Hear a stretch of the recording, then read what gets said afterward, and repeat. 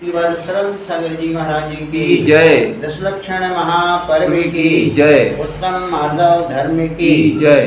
प्रिय आत्मन, परमराज पर्यूषण पर्व का आज द्वितीय दिवस है। उत्तम माधव धर्म मृदोर भावो मार्दवम, मृदुता का जो भाव होता है उसको मार्दव धर्म बोला जाता है। मृदुता का मतलब कोमलता, नम्रता, विनय एवं मान कषाय का अभाव। मान कषाय के रहते हुए जीवन में कभी मृदुता नहीं आ पाती है। मृदुता लाने के लिए सबसे पहले हमको कषायों का विसर्जन करना होना आवश्यक है। कषायों का विसर्जन कब होगा?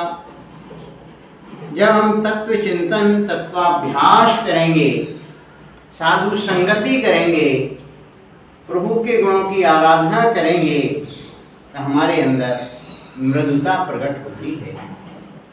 जो नमन करता है वही मान को जीत पाता है। अहंकार क्या है? मद, घमंड, समय, स्मय, दम्भ, अकड़, ईगो, ये सब अहंकार के ही पर्यायवाची नाम है। अहंकार करने से नीच गोत्र का बंध होता है। अहंकार करने से प्रगति के सारे रास्ते बंद हो जाते हैं।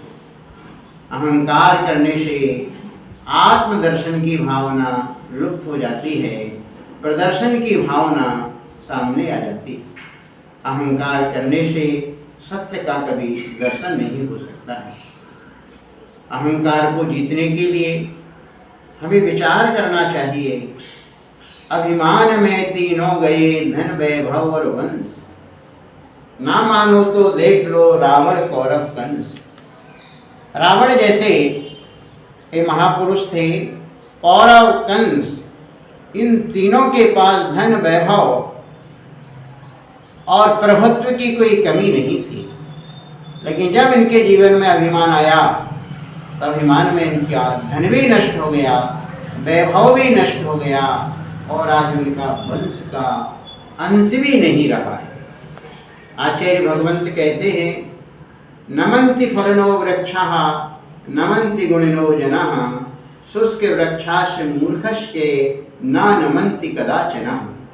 नीति श्लोक ग्रंथ में कहा है कि जो वृक्ष होते हैं जब फलदार हो जाते हैं, जब वृक्षों के ऊपर फल लगते हैं तो वह नम जाते हैं, झुक जाते हैं। उसी प्रकार जो जन गुणवान होते हैं, गुणी जन ही विनम्र हुआ करते हैं। जो शुष्क होते हैं वृक्ष और जो मूर्ख लोग रहते हैं, शुष्क वृक्ष भी कभी नमता नहीं है और मूर्ख व्यक्ति भी कभी नमता नहीं।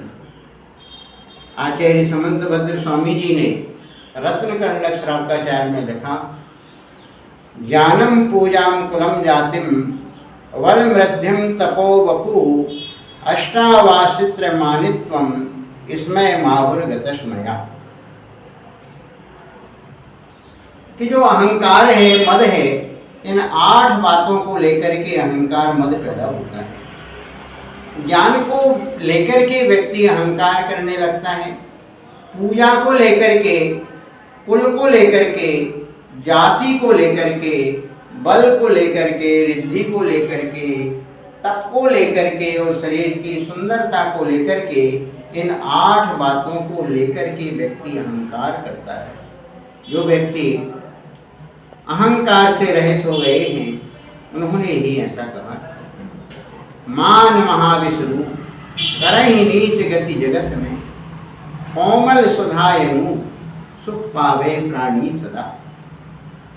मान को महाविष की संज्ञा दी गई। जो व्यक्ति मान करता है उसका जन्म नीच गति में होता है। जो व्यक्ति कोमल, सुधा, विनम्र होता है उसकी उपमा जगत के किसी भी प्राणी से नहीं दी जा सकती। ऐसा विनम्रवान व्यक्ति हमेशा सुखी रहता है। एक उदाहरण के माध्यम से हम समझेंगे कि अहंकार करना बेकार है। एक युवक साधु का शिष्य बनकर के अध्ययन करता था। गुरु ने पूर्ण मनोयोग से शिष्य को अध्ययन करवाया। जब उसका अध्ययन काल पूर्ण हो गया, शिष्य जाने लगा, गुरु ने कहा बस गुरु दक्षिणा में कुछ लेकर के जाओ। शिष्य विचार करता है कि मैं क्या मांगूं, क्या दूं गुरु के लिए। गुरु कहते हैं जो वस्तु तुम्हारे लिए इस दुनिया में सबसे ज़्यादा बेकार नजर आती हो, वही वस्तु तुम आकर के ला करके तुम मुझे दक्षिणा में दे। शिष्य विचार करता है क्या देना चाहिए। शिष्य विचार करता है कि जो मिट्टी है, मिट्टी बेकार है। वह खेत में जाता है और व्यर्थ समझ करके मिट्टी की ओर हाथ बढ़ाया, कहा कि तुम बेकार हो, मैं तुमको ले जा करके गुरु के लिए दक्षिणा में देना चाहता हूँ। मिट्टी ने कहा मुझे व्यर्थ मत समझो, मुझे बेकार मत समझो, दुनिया का सारा वैभव मेरे गर्भ से ही प्रकट होता है। विचार करता है कि मिट्टी में जब सारा वैभव है तो मिट्टी व्यर्थ नहीं है। फिर देखता है कि गंदगी फैली हुई थी। उस गंदगी की तरफ उसने हाथ बढ़ाया और उसने कहा कि गंदगी ही सबसे बेकार है, गंदगी ले जाकर के गुरु जी को दक्षिणा में देना चाहिए। गंदगी ने भी कह दिया कि मुझे तुम बेकार मत समझो, मेरे द्वारा ही खाद बन करके तैयार होता है, जिससे अनाज फल और अनाज फल आदि बहुत अच्छी मात्रा में पैदा होते हैं, इसलिए तुम मुझको बेकार मत समझो। ऐसे उसने कुछ वस्तुएं देखी बेकार, लेकिन वहाँ से हर जगह से आवाज़ आती है कि मैं बेकार नहीं हूँ।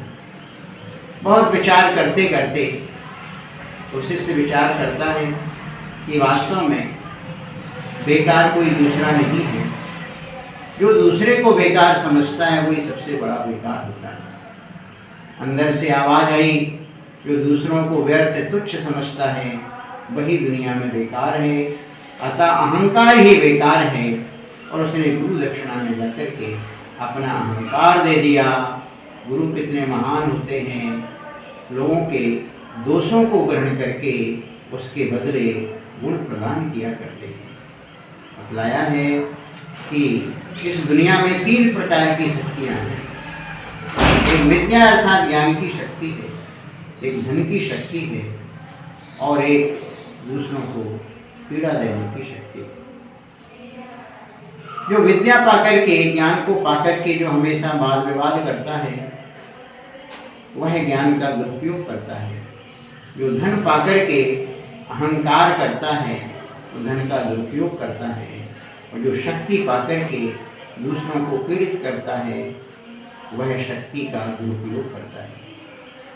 किंतु जो धर्मात्मा जन होते हैं, ज्ञान पाकर के हमेशा ज्ञान दान करते हैं, धन पाकर के हमेशा दान के कार्यों में लगाते हैं और शक्ति पाकर के हमेशा जीवों का संरक्षण करते हैं, जीवों की रक्षा करते हैं। उत्तम माधव धर्म हमको यही प्रेरणा देता है कि हमको ज्ञान पाकर के कभी ज्ञान का अहंकार नहीं करना चाहिए, ज्ञान पाकर के सदैव ज्ञान का दान करना चाहिए। ज्ञान का दान करने से ज्ञान की वृद्धि होती है। धन पाकर के कभी वाद विवाद नहीं करना चाहिए, अहंकार नहीं करना चाहिए। धन पाकर के सदैव दान के कार्यों में लगाना चाहिए और शक्ति पाकर के हमेशा शक्ति का सदुपयोग दूसरे जीवों की रक्षा करने में करना चाहिए। अंतिम 4 पंक्तियां कह करके अपनी बात को समापन कर रहा हूँ। अभिमान वह पर्दा है जो भगवान के दर्शन नहीं होने देता है। अहंकार वह पर्दा है जो भगवान के दर्शन नहीं होने देता है। ईर्ष्या वह पर्दा है जो ईश्वर के दर्शन नहीं होने देता है। तुम ईर्ष्या और अभिमान को छोड़ दो, मैं सच कहता हूँ, तुम्हें ईश्वर और भगवान बनने से कोई रोक नहीं सकता है। तुम्हें ईश्वर और भगवान बनने से कोई रोक नहीं सकता है। उत्तम माधव धर्म की जय।